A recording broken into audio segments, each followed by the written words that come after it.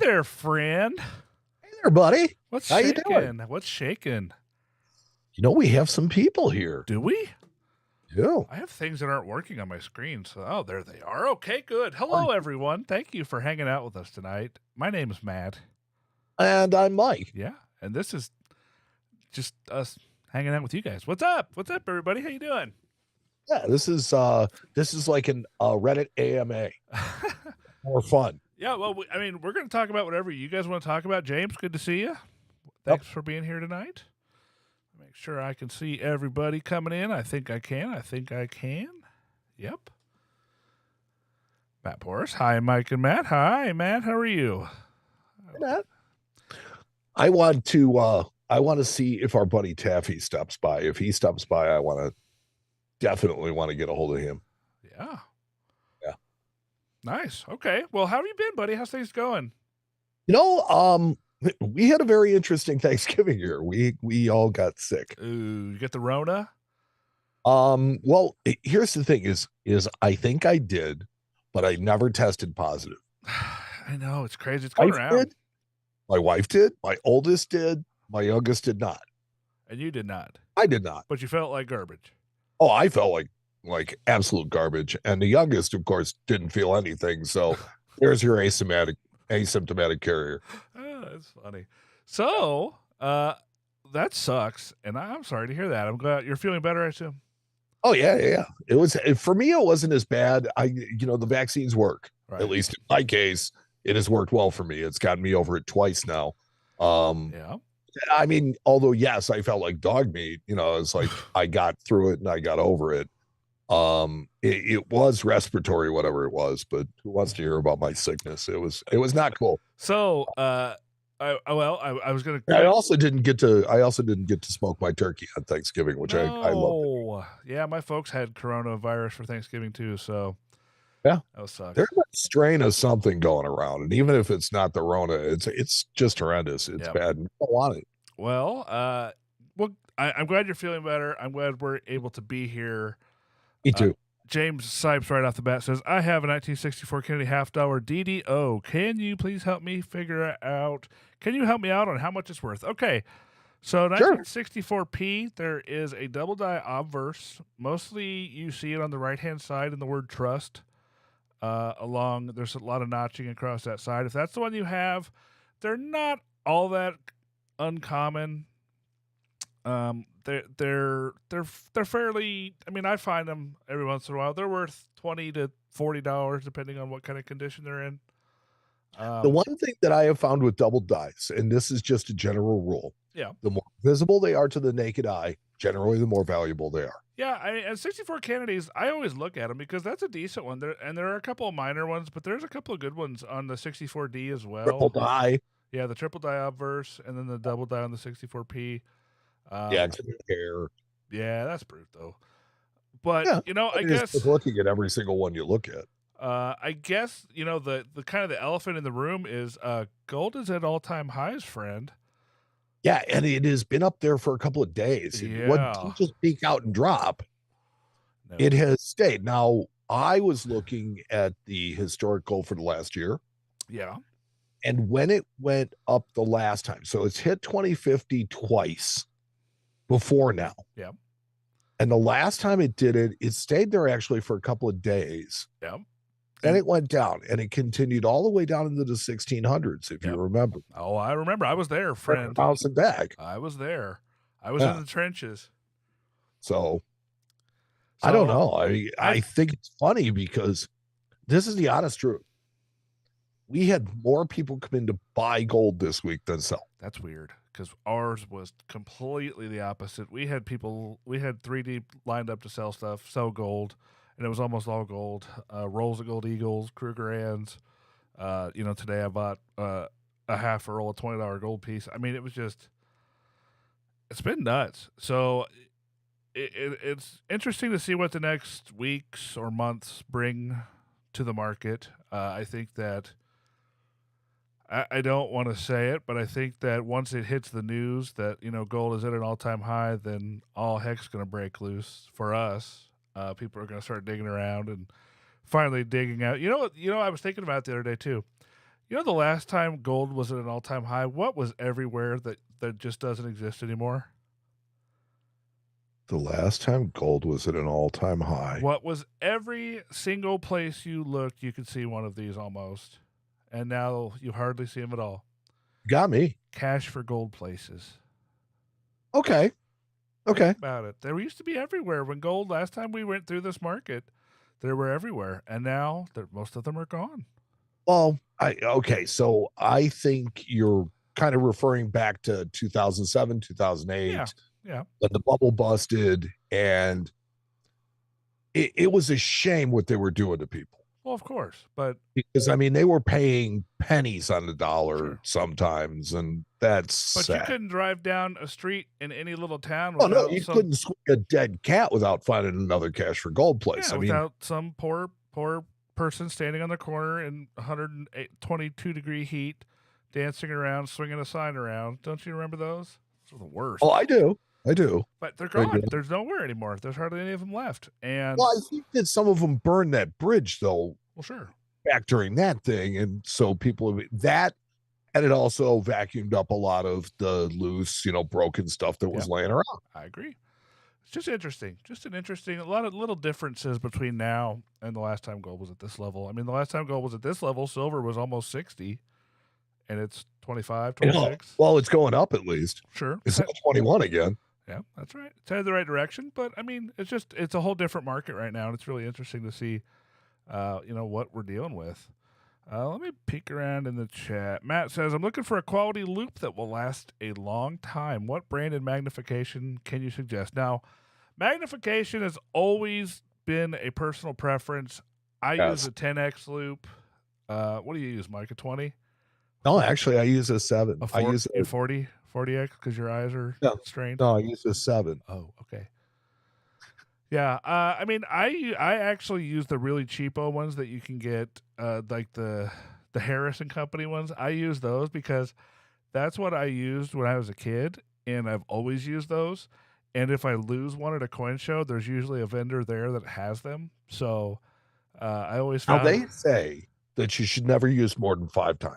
it And what I say is that you should actually teach yourself what you should look at on the coin and what you should. right. I very rarely use a loop. I only use a loop when I see something with the naked eye that I want to look at, and that's it.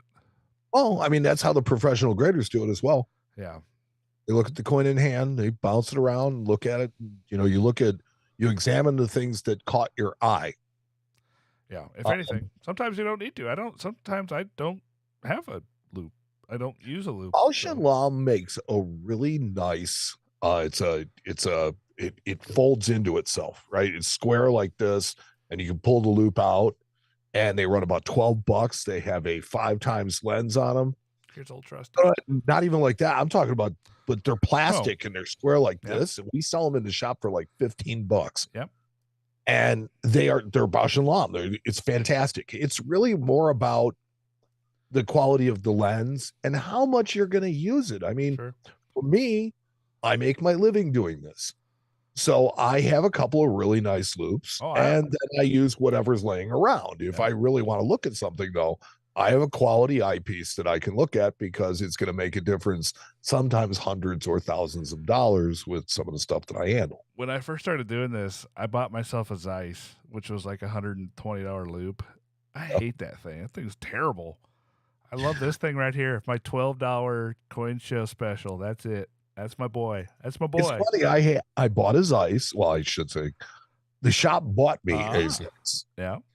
My brother left me a Zeiss, and I found an Eschenbach laying around. Really? Wow. And those are like $250 loops. So it's like, and are they worth the money? No, not for. Well, me. I don't think they're worth any more than anything else, right. and a lot of it really comes down to, it's really about your eye. It's about what you see. Yeah. In the chat, Paula Bloom is out there, and first off, I want to tell Paula, I got the package today. Okay, so this is what I got from Paula. What is that damaged kind coin? enough to send it to us. I will explain in a minute. Oh boy. Paula has a group called Live Coin Q&A, and if you're not subscribed, you should go and subscribe on YouTube. Those guys rock. They have something like this every Monday night live on YouTube. Yep. And yeah, it's like they are really into uh varieties and errors and stuff like that. And as much as Matt and I don't know about them, these guys are into it that way. So Yeah. Yeah. There's some smart cookies over there. So I've coined Q&A, and she sent us, so she sent me, and I think it's mostly because she listens to the show and she knows what I'm going to do with this. So the November December 2023 edition of Aeroscope, which is the magazine of the combined organizations of numismatic error collectors of America, or CONICA. okay. So they're the error specialists, and they have completely misidentified an error coin on the cover of their magazine. Wait, what? Let me see. That's pretty simple. Let me see the other side. Yeah, that's just damage. That's postman damage. That's postman damage if I've ever seen it, and I've seen And a they lot have of come up with the wildest story to explain it. I mean, it's absolutely insane that they're talking about, somebody had to have a plate from a Richmond Bureau of Engraving and Printing plate for a note. Where And at the Philadelphia Mint? right, and they had to have had this on the when the dyes were cooling, and they're saying that the one of the number 5 fell off the bill. Now it's like, first off, it's the wrong font. It's not the correct font for the district number. It is not the correct font for a serial number. Forget any of that. Look at the back of the coin. The back of the coin shows damage from where it was punched into the front of the coin after the coin was minted. The end. Period. Duh. And therein lies the really funny part about it. It's like, that's it. I'm serious. It's like, this is simple stuff. Yeah. Now it's like, look, everybody makes mistakes, right? So it's like, this is in my mind, the equivalent of Dewey defeats Truman. Yeah, that's rough. That's rough. Wow. And it's sad for all the work that a lot of people do, particularly at Konica. But I mean, throughout this hobby, to try and put good information out there. And here you have a society that, I mean, you and I have endorsed over and over again, saying, hey, those are the guys that know what they're doing. It's like, if they say right, and it's like, and here they let us down. Question reality. Like, what is this nutty cuckoo land? Like, well, it's kind of like the old Mythbusters. It's like, I reject your reality and substitute my own, because there is no chance. Yeah. This is what happened with that coin. That's crazy. Flag City Parts, hello. Wonderful to see you. Thank you for joining us. Paul, what do you think about this? Why don't you give us your opinion in the chat? I'd love to hear it. I would love to hear what Paul's opinion on this is. Well, there it is right there. She just said, Kaneka is great, but the editor let this slip by. Is it just one person that's in charge of putting this together? Because that's kind of embarrassing. Like that's pretty... Yeah. Pretty rough. Yes. This could be reputation damaging. Oh, for sure, of course. Yeah, I try not, like I've been wrong on our show before. It happens. It happens all the time. I was gonna say, we're wrong all the time. But a lot of the stuff we do is on the fly, and there is no time for either on the fly fact checking or right, or research thought. But yeah, this went through multiple people, I assume. Yes.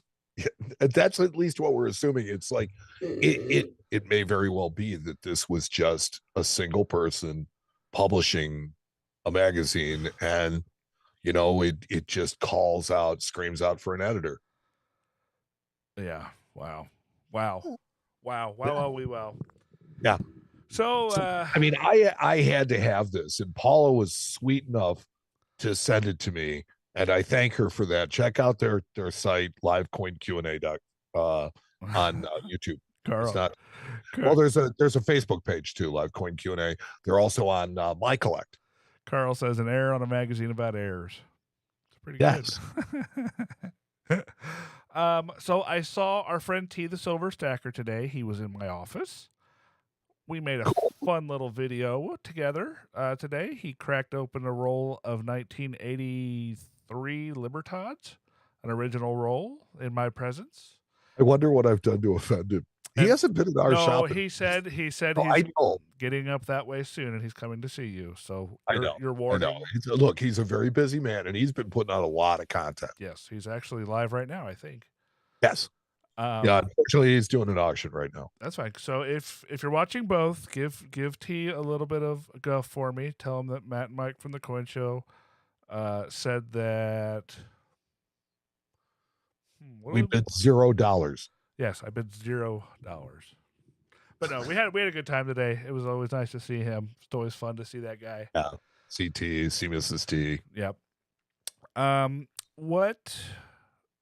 Well, I don't want to ruin anything, but boy, I have been buying some cool stuff, buddy. You might be in trouble for the coolest thing this coming episode because it's you and me.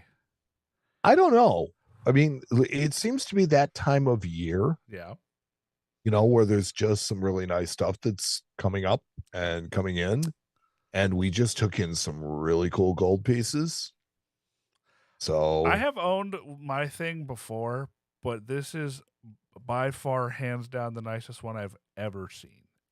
Ever. And I've seen a lot of stuff. Okay. So it's pretty cool. So we had and this is not one of my coolest things, but we had, I think it was in 1903, 2.5 in 67. Wow. Come in the other day, which is, I mean, you just don't see them. No, you sure don't. Oh, I finally got around to sending a submission to CAC grading. Okay. You get it back? Not yet. It's almost done. Should be done early next week. So slabs look good. They do. They really do. Yeah. So yeah, I'm interested to see A, how strict they're being, and B, how their turnaround time seems to be fast. If their website is accurate, it seems like they're turning them quick. So that's good. And speaking of CAC grading, we have a little surprise for the next episode. They just announced the new president of the company, and he will be joining us for the next show. Yes. And for a little Q&A. Little Q&A. So if you guys have anything, how about this? Here we go. This is why Hangout's fun. If you guys have anything you want us to ask the brand new president of CAC grading, just send it to the chat. We'll take a look. We may not ask it, but we're chat. You can email it to us. Yeah, for sure. So Ronnie's a guy I've known for years. I used to do the show circuit with his dad, actually, back in the day. There are some stories about inebriated putt-putt in Orlando that I cannot tell anyone about. Also, the first time I ate alligator. So, yeah, there we go. That's it. There are a lot of stories that you can't really tell. No, inebriated putt-putt was just that. It was, we sat around. That was pretty self-explanatory. Yeah. Our hotel was across the street from a putt-putt place, and we sat around bored, having beers, and we decided it'd be a great idea to go play putt-putt with many beers in our pockets, and we may or may not have gotten thrown out. Yeah, I was going to say, I'm sure they really appreciated you guys coming over. We may or may not have gotten thrown out of the putt-putt place. Just saying. So, if you've never been thrown out of any place in your life, I don't think you've really lived. That's true. So, let me catch up with the chat here. The Tom English Picker. Yes. Hello, gents. Hello. Long time no see. Still buying coins if I see them. Hard to find deals these days, and I'll be forever grateful for you guys helping me over the years. Hey. Well, bless you, Tom. It is our pleasure, and we're always happy to help. And our privilege. Yes. Paula asked, "Hey, I'll tell our folks Monday." Send the questions. We are doing the interview. What day is it? The 2nd. I'm assuming sometime in the next couple of days. So like 3 or 4 days now, probably. Yeah, probably midweek. We gotta get the schedules together, but yeah. Yeah, not only did Mike get sick, but my computer absolutely keeled over and died too. Yeah, the day we were supposed to do the last Hangout, Mike texted me about 3 hours before we were supposed to go. Yeah. And he just sent me a picture of the blue screen of death on his computer. and said, "Dude, we got to reschedule because my computer just took a dump." So, yeah, Sad. It was really, really sad. I mean, it was easy to fix. You know, it wasn't even expensive, but it was just a pain in the absolute rear. yeah, I hate that. Mine's done it too. So, Yeah, I mean, look, so one of the things that happens and nobody cares about this is, you know, Windows 7 was a really, really good system. And this computer, when I inherited it, had Windows 7 on it. here goes Mike on his So Windows I rant. upgraded it to 10, and the upgrades always fail at some point because they're not the same as the actual operating system. So Right. Yeah. I mean that was what happened. So I basically had to buy a new copy of Windows, and now I have a full version of 10, and you know it's Justin. and now they're going to come out with 12, you know, pretty soon. So Justin says electronics and old men. yeah, I got news for Justin and his electronics and old men. This old man has Microsoft certifications. Ooh, in your face. Snap. Bow.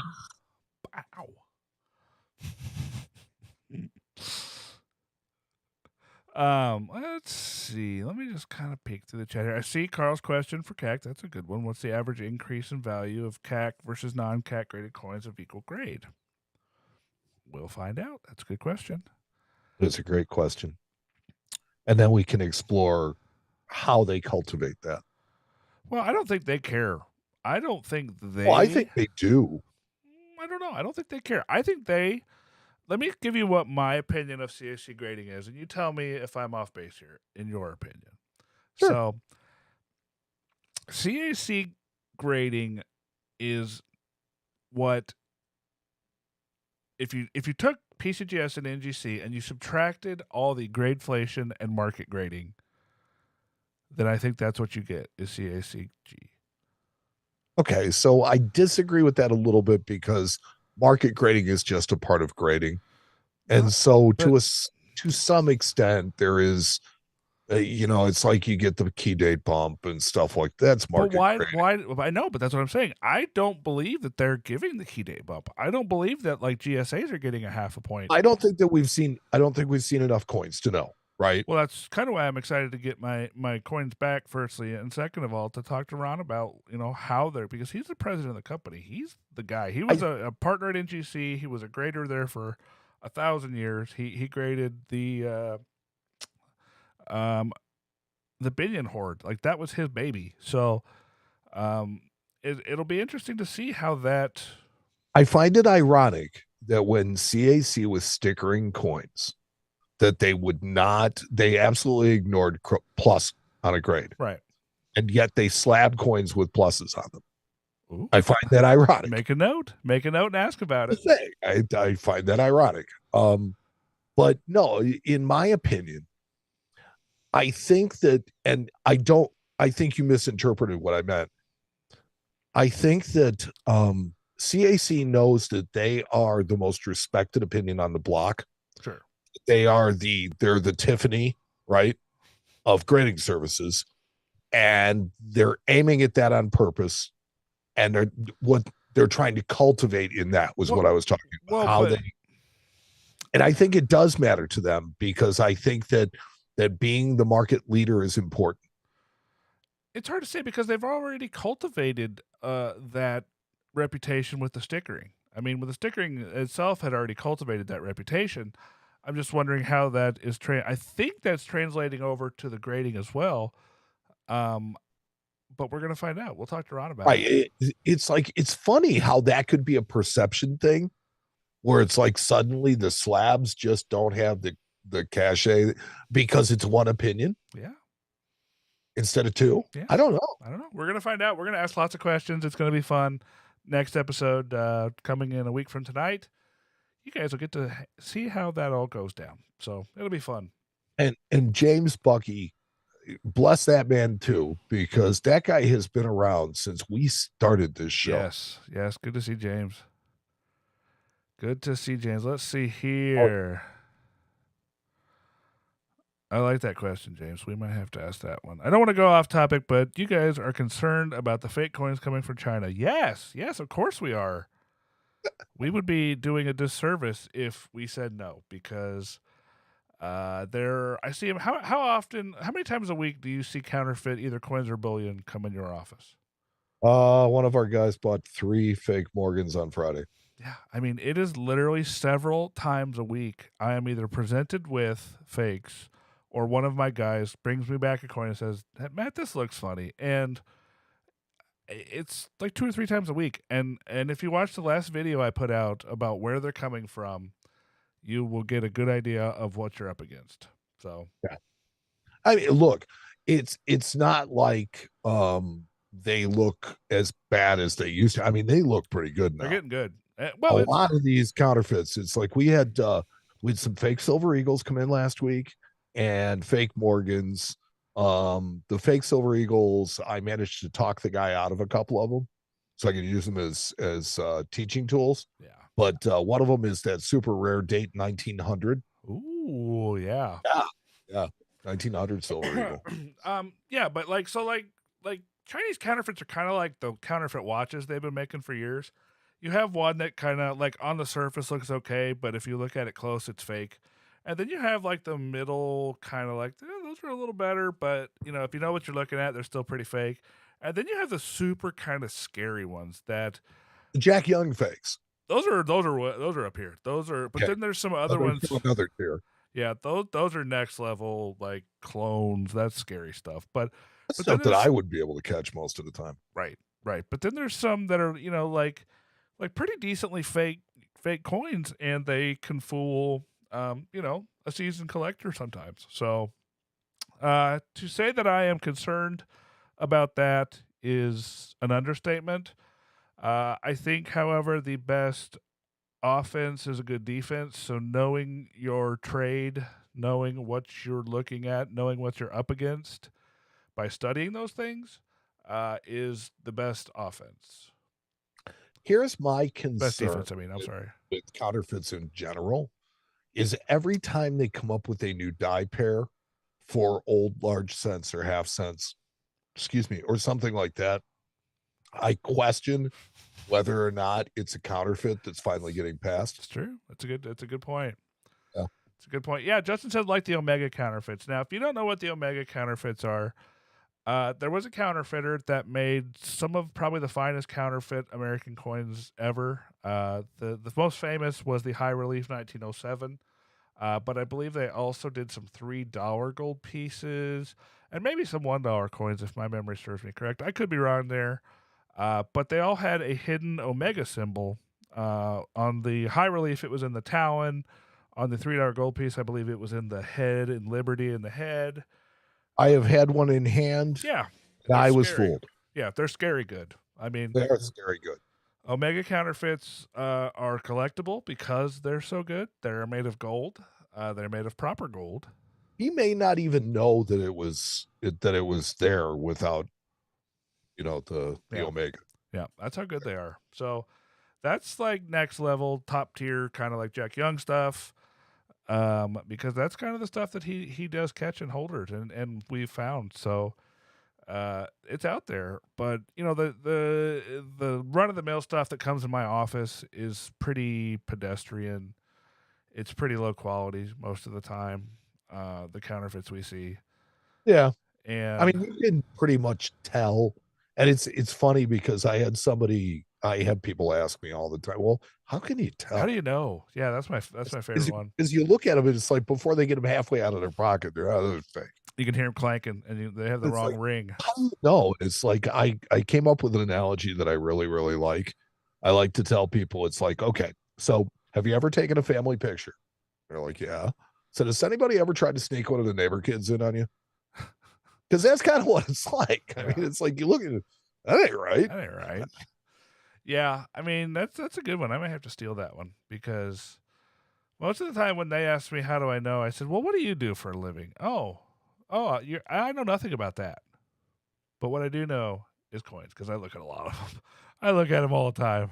I think it's a funny way of kind of explaining it to them that it's just something that you know by look. I like that. It's experience. That's all it is. I'm gonna use that one next time. I You think I'm like gonna switch my response from kind of snarky to that because that's good. I like that. I don't like snarky Matt. Snarky Matt is mad. He does not do good in my office. Snarky? Yeah, I was gonna say Snarky Matt is like, half the problem with a lot of the coin dealers out there. Yeah, It's like people are just crabby. yeah, yeah. That's true. That's that there are a lot of those out there, and I've tried not to become a crabby, crusty, curmudgeon coin dealer because there are too many of those out there. Um, yeah, As Kevin's dad always used to say, there's more horses' asses than there are horses. that's true. Man, it's been. I had a rough week. I'm not gonna lie. I'm gonna tell you about my rough week real quick. Yeah, come on. Right here, bud. That's Give it right. to So Tuesday, I received a call from a credit union in Ohio. It said, "Hey, we have one of your checks. Can you verify that this is your check?" It was for like $20,000, and I said, "That is definitely not my check." So somebody had cloned my business account checks and was trying to deposit them in a credit union in the middle of Ohio. Wow. I said, "Thank you. No, that is not my check. Please do not process that check." Sure. As soon as I got off the phone with her, I called my bank. I said, "Hey, bank guys, we got a problem. Somebody is writing fake checks on my account. It's a problem." They said, "Okay, we're gonna put a note on there to call to verify any checks, and we should be good." I Oh, said, no. "I said, okay, cool, awesome." That went completely the wrong direction, didn't it? Well, let's just say that the first night they ran through a $35,000 check. Didn't call me on counterfeit. That one was in somewhere in the middle of New Mexico, I think, was where they ran that check through. And then the next day they ran a $20,000 check through. Again, I don't know where that was from, but definitely not something that I did. So the best part of this whole story is once we catch it, we're like, okay, this sucks. This is not good. We have to get a new bank account. This is, hey, bank guys, problem again. I told you. Um, well, I go over to the bank, and because we have a very, very old set of articles of incorporation on file with my bank, guess who is not listed as a beneficiary to the bank or a You. beneficiary to the company? Me, correct. And guess where my dad is? He's got COVID. No, he's in Florida. Yeah. Well, he lives there Yes, this time of year. he lives there. You ever tried to open a bank account from Florida? Yeah, I can see where the red flags. No, no, no. It's not red flags. It's not red flags. You have to actually be at the bank. I could not open a business account because guess what? Because you're not there. The old articles of incorporation do not have my name on them. Wow. So that was a big mess. But I got it squared away. Got that all done at the bank. Just today was the first day since Tuesday that I was able to actually write checks on an account that I was comfortable writing checks from.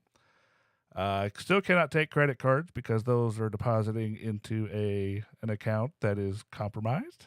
Yeah, it's been a heck of a week, buddy. And gold did an all time high. So Yes. not only am I dealing with all that jazz, I am balls to the walls busy.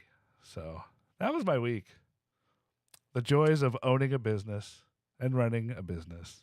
Yeah. It's not Yeah. all fun and games being a coin dealer. Some of it sucks, and that part sucked. But the rest of it's really The rest of cool. it's great. I love. Yeah. It's do podcasts, Yeah. Hang out with hang friends. out, do stuff. Hang out with friends. 36 banks are closing last week. That wouldn't surprise me a bit. And the way those guys were handling this situation, it would not surprise me if they close next because that was terrible. I fully expect to Small bank, go. big bank. What's that? Small bank, big bank. Big bank. Big bank. Okay, it's got to be like the Big Blue or something like that. No, it's a PNC. Fairly large size bank. Aren't they? Huh? Headquartered in Indianapolis, aren't they? I don't think they're headquartered here, but either way doesn't matter. I mean, it's a fairly large bank, and I was on the phone with two different branch managers and two different business bankers, and I was in the office of a third set. And I've received some very interesting conversations with the people on the phone. That from I think the best one that got me was, "What the heck is going on?" That was what the lady said when she read the first thing that we put in the first day, and then saw all the other fake checks go through that were hundreds of check numbers off from the ones we were on and deposited in places like Albuquerque. Yeah, all over the country. Yeah. So Nice. we'll see how long that takes to fix. James Bucky asks a question, not to derail his subject. No. I'm done ranting. Sorry. I don't Maybe AI can be used to help detect counterfeit coins. Your thoughts? Hey, there's Shannon. So Shannon, another one of our live coin Q&A people. So AI is very intriguing when it comes to numismatics, when it comes to a lot of different aspects of life these days. It's hard to say if AI could be used to detect counterfeits. I'm sure it could be used to detect some of the more pedestrian counterfeits. I just don't know because Didn't we have this discussion like 10 years ago when they had kind of software that was looking at the coins for the PCGS had proper, that coin scanner software that they yeah, used for like and they were 6 trying months. to memorize hits on coins and stuff like that so that they could identify them. Yeah.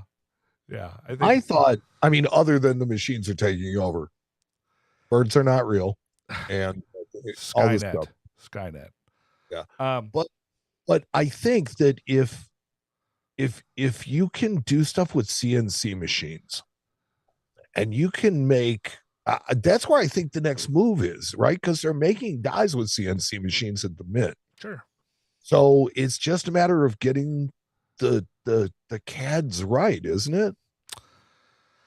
Well, I mean, when it comes to AI, the stuff that Jack Young writes about is actually cloned from genuine coins, and the differences are so minute that it takes a super nerd, Jack Young, to go through and find these things. And it I'm just not sure that AI can get that. I think AI is going to be better used and better served in maybe some sort of sorting machine, some sort of machine that can go through and sort coins for you rather than detecting counterfeits. I like Carl said maybe AI can be used to detect counterfeit checks. Yes, thank you. I think that the more tedious something is, the better AI is at figuring it out. Yeah, if I could only teach my kids to clean their rooms. There's that. Yeah. So I think AI in the next 10 or 15 years. I was actually right before the show came on. I noticed something on my computer here, and I have a little thing down here at the bottom. It says Copilot preview on Windows 10, and apparently it is my AI assistant, and it is a preview for Windows 10. There to help you with everything you need. Our AI assistant. Yeah, AI. I think AI is a tool. I think it is definitely um, going to find use in many different fields. I think right now we're just at I'm the good, beginning. I'm bad. Yes, right, exactly. I think we're just at the beginning of this whole AI storm that's coming along, and I think it's going to make some parts of our life much easier, and I think it's going to make some parts of our life more difficult. I think, like this thing I've been dealing with. I think fraud and counterfeiting And and disinformation. I think AI is absolutely tailor made for disinformation. right. I mean, we truly are now in the information age. Right. When the fact that you can mess with other people's data, yeah, and it hurts them. Yeah, we're in a different world. So James says coin card auctions is developing AI scanning and validation, going to nanometer topography and radio spectrography or spectroscopy to quantify color spectrum reflectivity that can actually establish objective, quantifiable grading and authentication. Again, I will believe it when I see it. I want to see it. I want to see some trials. I want to see it tested out. I want to see it quantify things such as eye appeal. um, because up until now, that is the big thing that holds back any kind of grading that is going to be verifiable through machine grading is eye appeal. Eye appeal is subjective, and it is subjective to the market. It's subjective to the grader, and It's hopefully the human part that always keeps things on our side of the. right, right. So Well, Shannon asked, "Have you ever seen iRobot, the movie?" yeah, oh yeah, I have not. I have heard the album, Alan Parsons Project, really good one. yeah. I mean, when you really sit down and think about it, it is there are a lot of things out there that I think it's going to be helpful with for sure. Hundreds of things probably you could come up with. Uh, I just don't know if taking the human out of the equation is necessarily the best idea. Well, I think that's the edge, right? That's where the razor cuts. Sure. Is you wanted to replace human work, but you don't want it to replace human. And maybe it's some sort of maybe there's some sort of like melding of AI and human when it comes to coin grading. Maybe you have the machine is the first base grader, that gives you the numerical grade, and then you have the human that comes in and says, okay, well, yes, technically that's exactly right. This coin's a 65, but this coin has absolutely stunning color or booming luster, or the things that can affect a coin's grade. I would much rather have machines looking for minute marks on 70s. That's not a bad idea. Yeah, if you could, yeah, I think that's a great idea. If you could have machines grading modern, so, machine graded silver eagles, 69, 69, 69, 70, 68, 69. Yeah, I think that might be the Something first. where it takes some of the subjectivity out of it. Well, right. Yeah. And isn't that funny? Isn't that crazy? In coin collecting, we love the subjectivity in vintage. It's almost like an art form to be able to decipher what makes one coin special and another coin just kind of heh. Even though they're graded exactly the same and in the exact same holder, I find that as an art form. I find that as something that can be a way that somebody makes a name for themselves in this industry. If they have a case full of coins that are exceptional, then that can be a way that a person makes a name for themselves. But on the other side of it, we hate subject. We hate the fact that people want to have something as common as a modern issue coin and as plain and boring as a modern issue coin. We don't want that subjectivity. We just want a grade. We just want the grade. We want the grade to be right. Yeah. It's weird. But it has to be quantified. It's weird. It's weird. It's strange. It blows me away. So I don't know. It's weird. Yeah.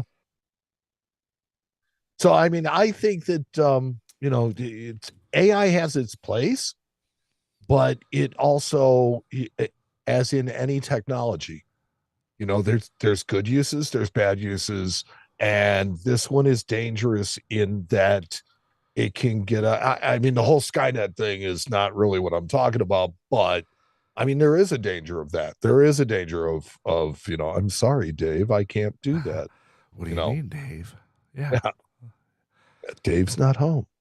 Yeah, and I think that has no place in our industry at all. Obviously, that kind of stuff. But I think if there's some sort of like melding of the two together, you still have the human subjectivity, which uh, you know can because if you just try to quantify a numerical grade on a coin and don't take any eye appeal or anything like that into account, then that's a non-starter for me. It's not going to work. Yeah. So Well, I mean, look, maybe AI is like the 20th century or 21st century answer to things, whereas new technology will come. Think about this. I mean, the reality is that we're getting closer and closer to being able to literally install microchips on people. yeah, And if you can expand somebody's computing power or memory with that, you can make super smart people. you can also make like coin grading machines. Just Well, okay, yes. Can you imagine? It's like Cyberpunk. You see that video game? No. There's a video game kind of had that same thing where people were like installing different things in their bodies. It was pretty cool. But If you are watching this right now, hit the like button. yes, please. Please do. That was funny. Justin pointed out the fact there's 17 people watching this. We have 8 likes. Okay. Thanks. Hey, doesn't take much. We don't ask for much. But we don't ask I for don't really ask for anything, really. Yeah. We really don't. No, not at all. But that's okay because we don't get much in return. What? I was watching The Daily Show the other night. Yeah. And all of a sudden they stopped and they did a sponsorship of what they were doing. And it was just kind of like my sponsor. I was like, no, I don't like that. The Daily Show ripped you off, or did you subconsciously rip off the Daily Show? Oh, no. I subconsciously ripped off somebody entirely different. That happens. Yeah. That happens. No, it's an homage. It is. Paula said, we're having a hard time getting old timers on board with YouTube. How long do you think it will take to get them on board with AI? Oh, it's never going to happen. It's not going to happen. No. Those are your people that are dead solid paranoid of it and will never give in. Yeah. They'll bunker down before they, It's true. It's a fair point. I mean, this is a transitioning hobby. I mean, we have kind of, we're in the middle of a shift from the old guard to the new guard. The guys that were around back in the 70s and 60s are starting to die off, unfortunately. And, the guys like me that cut their teeth in the late 90s, early 2000s when we had the internet and we're kind of the ones that are coming up and stepping into those roles. So yeah, but look at what you're doing now. You're introducing things like all this social media, and we're using all these other ways of educating. Right. I think that we have brought coins, and I don't mean we personally. I mean coin collectors have brought coin collecting to pretty much every corner of the planet now because of the internet. There are places that were just completely inaccessible before to collecting or to knowledge about it. And I mean, they can look up coin forums on Tonga just as easily as we can. Here's a great story, and this one actually fits into this perfectly. We had a gentleman in the other day who has probably one of the most massive collections of Columbian Expo numismatics and metals and such that there is to exist. And he is 91 years old, and he is now just starting to sell off his collection. And he handed me a box of coins the other day, and I went through and I priced it, and he was very adamant that these coins had not seen the light of day in 40 years, and nobody has looked at them, and they should be really scarce coins. And some of the coins were genuinely scarce. Some of the coins were very, very scarce, but a couple of the coins that he had marked that he paid a lot of money for, I was able to find sales for $100 or $200, and he had paid thousands of dollars for these things. Oh, ouch. And I had to kind of explain to him that, yes, you are exactly right. These coins have not seen the light in 40 years, but a lot has happened in 40 years to the research, to the ability to research, to the ability of collectors to get together and exchange information about these things. And particularly census information, which makes a big difference. Correct. Yes. And one of the pieces he had marked really rare had since been cataloged as a so-called dollar and was really common. At the time, it had not been. It was a mixture of two different egglet pieces, but since then has now been cataloged as a so-called dollar. So that is what happens as these things evolve over time. As more information is discovered, more information is markets change, but also information changes. Learning happens. So, never stops. Yeah. So that kind of hit home there. That talk about things changing. Yes, I mean it's great that these coins have not seen the light of day in 70 years, but that does not make them more valuable. Yeah, it was unfortunate. He kept them. I mean, I would have liked to have bought them, but he kept them, and I couldn't do anything about it because opportunity. It just is what it is. So it was a tough one. I see you, Mike. I see you. But yeah, James says it best. Evolution is a beautiful thing. You're right. You're exactly right. Evolution is a beautiful thing, especially in our market. There's lots. When Mike and I started doing this podcast, you know how many other coin podcasts and shows and things there were about numismatics on the internet? There weren't any. There were none. Nobody did it. And now there's tons of us out there. And I have met some really great people that do stuff like we do. And I love it. Shannon and Paula and, Right. and These guys are Justin awesome. and all the people out there that put out, content. Yeah, it's awesome. And I have we didn't do anything special. We didn't do anything different. We just kind of went where the flow took us.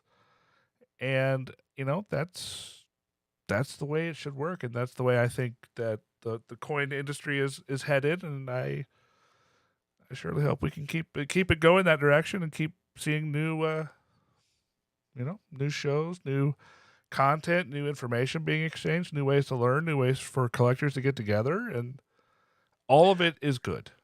There is so much more community to it now. Right. There just is. It's like, you've got our group of listeners, there's groups of listeners from all sorts of different places, and we're constantly pushing them all together, right?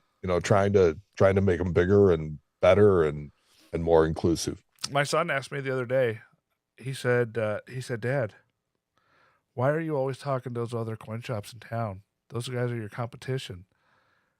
And I said, yeah, you're right. They are my competition. But you know what? It works better if we all get along. We can all exchange information with each other. And you know what? I got a text today that there was a guy going around our town selling fake silver bars, trying to, from somebody else in town. And that right there is why you do that. So, yeah, it just... No, I mean, think about it from the standpoint of like sports or other competition, right? It's like you compete as hard as you can, but at the end of the day, you take off your hat, you shake the other guy's hand, and you congratulate him, Yeah. Just do the best you can. Yeah. Oh, James makes a good point too. CDN buying Whitman will put a lot of resources into electronic format. That's exactly right. And I'm interested to see what they do with that. There are, that getting CDN now has a catalog of all the books Whitman has ever published going back, 50, 60 years now. What do they do with that? Do they put all that online? Do they make it so that you can download a copy of the Red Book on your iPad or your tablet? Obviously paid, of course. I have a feeling there's an app in the works. Yeah, it would not surprise me. Would not surprise me a bit. So, again, evolution. Here we are. So, fun times, you guys. Fun times. We're in really interesting times. I think back to, I'm sure Mike can think back to some of the things we have now that we didn't have when he was doing this, as a young man, like running water. And it's coming back at you at some point, Matt. It's going to come back to you. I know. I had to do that. Sorry about that. That's okay. Okay. Oh yeah, if you guys don't get it, Mike's fire was probably the greatest invention of my life. Yeah, fire. That's good. Well, friend, we have been just chatting for like an hour, which is what we tend to do. Yeah. And we had a really nice turnout tonight. Yeah, you guys are awesome. Again, if you haven't, just hit like real quick. It just helps us. I don't even know how it helps us, to be honest with you. I just know that it helps. I don't know what it does. I just, just do it. Makes us feel better. Yeah, it makes me feel better. It doesn't even really make me feel better. I would just sit here and talk to you anyways, even if nobody was around. So no, that's true. We would do that. But yeah, so guys, like I said, keep your eyes and ears peeled. We have a fun interview coming up for the next episode with Ron. He's going to send us your questions, Mike@coinshowradio.com. Yep. Yeah, send us anything that you think you might want to ask him, and we'll certainly try and get it done. We'll try to do it. I've got some fun ones brewing too. I think you probably, Mike the Question Man over there, has probably got some cooking. You know me, it's like I got accused of going after the Mint directors. So you did. No matter what I do, I'm like, you're like the guys on the side of the interstate on the billboards that are like the car chasing lawyers. You're like those guys with their nicknames. We need to come up with a nickname for you. Like 22. No. Yeah, Daryl Isaacs, the Hammer, and he's like this. It's always a hammer. Why is lawyers always a I don't hammer? know. I don't know. I don't know. I haven't That's a good figured that one question. out. Maybe somebody knows, but it's it's an interesting thing. So maybe we need to come up with an interview style or a nickname for Mike. We'll call him the Anvil. The anvil. Yeah. Beat on him. What? No. Okay, that's enough. Bye, everybody. Paula, you are good enough. You're smart enough, and doggone it, people do like you. People like you. Don't forget to check out Live Coin Q&A tomorrow night. You Yeah. guys go check them out. Give them a watch. They are interesting. They're Clad. Mike Clad Nottleman. Clad. I think a Nice. man's name says a lot about who he is. My name is Steele. What's your name?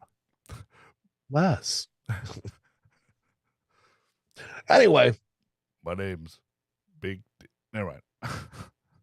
please. Yes. No, sorry. Well, all right. Well, thank you guys for hanging out. You guys are awesome. Again, like I said, we'll be back next week with a real show. And you know, that a real show too. That professional thing we do, we put together, you know, it kind of sort of resembles a show, and it's about coins. We talk about the news and all that fun stuff. We'll do that next week. We call it something Coin like that. show. Yeah, we'll do that next week. But you guys are great. Thank you so much for hanging out with us. Thanks for coming out.